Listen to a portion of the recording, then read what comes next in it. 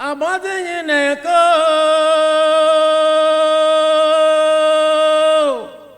Abadineko, Allahu Akbar. Abadineko, La ilaha illallah, La ilaha, La ilaha illallah. A'udhu billahi minash shaitani rajim. Bismillahir Rahmanir Rahim. Assalamu alaikum wa rahmatullahi wa barakatuh, everyone. Welcome to Masroor Studio. The topic for today is the existence of God. I'm Miss Hajara Ampa and I'm going to be your host for today. Joining me right here in the studio is Miss Fudalet Danka, a student from UCC and a member of AMSAC, who is here to share her insights on the existence of God, her experiences, and more to us. Assalamu alaikum, Miss Fudalet. Wa alaikum salam wa rahmatullahi wa barakatuh. Please, how are you doing? Alhamdulillah, I'm good. What about you? Alhamdulillah, I'm also fine. Today's topic is actually quite dicey, but then I believe by the end of everything, we are going to learn more from you. Inshallah. MashaAllah. So without much ado, our first question to you today is, what actually made you believe in the existence of God? So, as you said, the existence of God is a dicey topic because everyone has their own views on the existence of God. Some people actually believe there is no God, others believe there is God, but then to get to Him, you have to pass through some channels before. And I would like to share the story of one man that's even changed my perception of how I believe in the existence of God. So there was this man whose wife needed a surgery, an urgent surgery that would cost her life if it wasn't done. Now, because of monetary issues, he had to go around sorting for financial help, yes. But then the amount of money that he was able to raise was nothing to write home about. It was nothing compared to the total amount of money they needed. So he said he was there in the hospital premises at the waiting area one afternoon when a man walked up to him. Now, the first thing that came to his mind was, why did the man walk up to him? Because there were a lot of people at the waiting area. Some of them were even crying. But then he looked calm on the outside. So he was surprised as to why the man walked up to him. When the man walked up to him, he asked him why he was there, and he told him why he was there. And the man said, oh, he would give him the money and even double the amount for him. Now, this gesture surprised him so much. But then he believes that it wasn't just a mere coincidence, but then it was by divine intervention. In fact, when the man was telling me the story, it wasn't just a mere coincidence, actually. It was by divine intervention because we all know why people go to the hospital. Even if you at the hospital is not sick, you'd be there to cater for someone who is sick. So for the man to walk up to him amidst all the people that were in the waiting area to ask him and further give him the amount of money he needed, even double it, it isn't by mere coincidence. So when the man told me this story, myself, I was very, very surprised. And I believe in God, yes, but it actually like changed my perception of how I think about the existence of God and actually strengthened my belief in God. Now, I would like to share my own experience too. So, this is about school. So, there was a time that we were about to write an exam, but then I wasn't feeling well at the time. So, I was shuffling between the sick bay and then the exam hall as and when I had the paper to write. Now, there was this paper that I was really scared of because even before I felt sick, I hadn't really paid attention to the subject. And because of that, I had some potholes that I had to fill. And then I was sick. And then anytime I tried to read, I couldn't. I was just sleeping the whole time. So, every time before you go and write a paper, you pray. But this time I was sick. So I just offered a supplication, right? And then I went to sit in the exam hall. And then that day, I even felt weaker than all the other days that I had even written the other papers. So I was weak. In fact, I slept twice in the exam hall. The paper was a 2-hour paper, and I slept twice, and I woke up. But then I was able to answer the questions. And then when it came, I didn't do so bad. It's not like I passed extraordinarily, But then I even passed people that sat to study a night before, and then I didn't do so bad. I was able to get a good grade for that um Paper. subject, yes. And I would say again that it wasn't a mere coincidence, but then it was by divine intervention. And it's also a sign that Allah answers our prayers. So anytime we are in any kind of difficulty, or we are doubting anything, we should just go to Allah in prayer. He's going to answer our prayer. So these are the few things or few experiences that made me believe that God is actually real. There are a lot of other experiences, but we'll share that one later. MashaAllah. Jazakallah for your insightful message you've given us. In fact, we've really learned a lot from this message.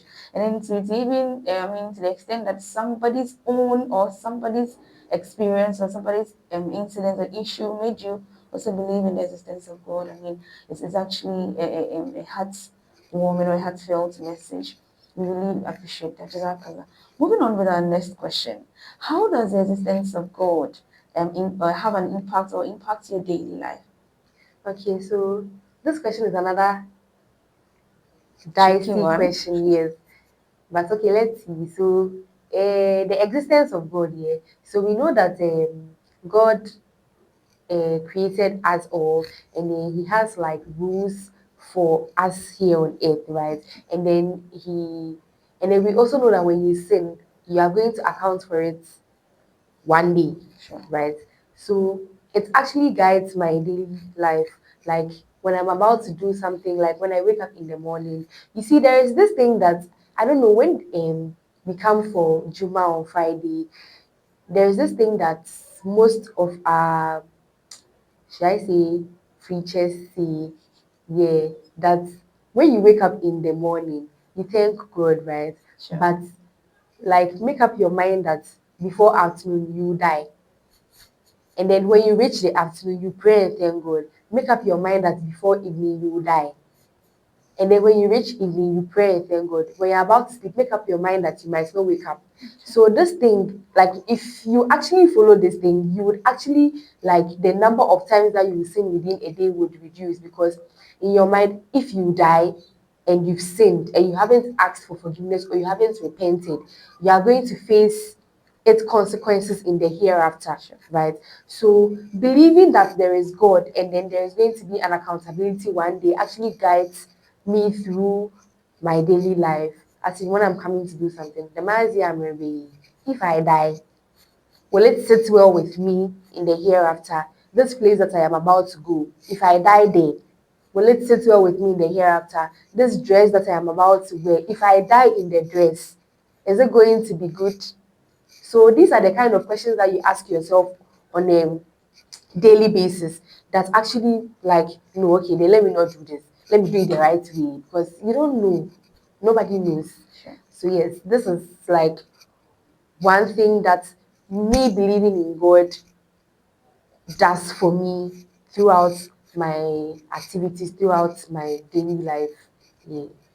Okay, so if we heard you so well, that the existence of God actually guides us and then makes us more conscious of Yes. Allah and in our daily activities Yes. as well. Jazakallah on this regard. Moving on with our last question for you today on this episode. You see, there are some people, as you rightly said from the beginning of our conversation, that people actually have some thoughts that God is there. Others still don't have that thought that God is there. Even if it's there, why do I have to believe? You see, science has come to brainwash, I don't want to say brainwash, but then wash away or put some perception in our mind about God. And then, for that matter, people are doubting the existence of God. What message would you like to give to those people who doubt or who have the doubt that either God exists or not? So as Muslims, we know that most of the, if you read the Quran very well, Sure. we know that most of these scientific, um, how do you call it, scientific Proofs. proofs and these science things that have come are actually originating from the Holy Quran, because Allah has mentioned them in the Quran and they are actually happening. Sure. So as Muslims, one thing that makes us believe in God really, really like that one thing that makes us believe in God well is the fact that most of the things that are happening today have already been mentioned in the Quran years, hundreds and thousands of years before now. And it's so how like if and it has to come to your mind that if the Quran was written by a human being, how would the human being have known that something like this is going to happen this time or this time? It should Have a cross your reflection. mind that no, the person or the force behind this whole Quran or this holy book is a, A a supreme being. supernatural, yes, because no human being, like in fact, nobody, not even Elon Musk, can predict what is going to happen in the next 10 years. But Allah knows it all. So if if it ever crosses your mind that does God even really exist, sit down, think about how you came about. Like how, think about it. How did you even come about? Forget science. Think about how you were created, how you came into this world. Think about the fact that people die.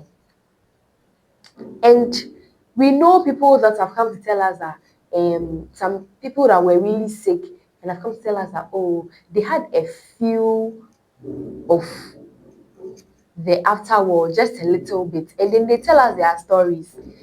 I cannot really quote, I don't remember some, but then we know or we've heard some of them too. So anytime it crosses your mind that God doesn't exist, think about everything that happens in the world. Think about the creation, think about the sea. Sea didn't come about as a result of science. That vast water body didn't come about as a result of science. The sky didn't come about as a result of science. The moon, the sun, and the stars didn't create themselves. So all these things, when you think about all these things, you just know that no, there is a supernatural force somewhere, and that is God. Yes. So that is the little that I can see. That God really exists. And anytime you doubt the existence of God, read your Quran. You would find a lot of proofs that God actually exists. Yes. Jazakallah, Miss Fidalat, for giving us this insightful message. We've really learned a lot from the beginning of your messages to the end. You're giving us the guideline as the Holy Quran should guide us, and then, I mean, it should direct us to the path that we have to believe that God really exists with scenarios, experiences, personal experiences, and then people's experiences as well. We really appreciate you so much for this episode. Thank you so much for coming. We come to the end of our episode, and then we heard all the messages from our guest. She showed us, I mean, experiences herself, people's experiences, the Holy Quran, and the existence of everything, the surroundings, the environments that we find ourselves should actually prove to us or should guide us to know that indeed God exists. See you all in our next episode. Assalamu alaikum wa rahmatullahi wa barakatuh.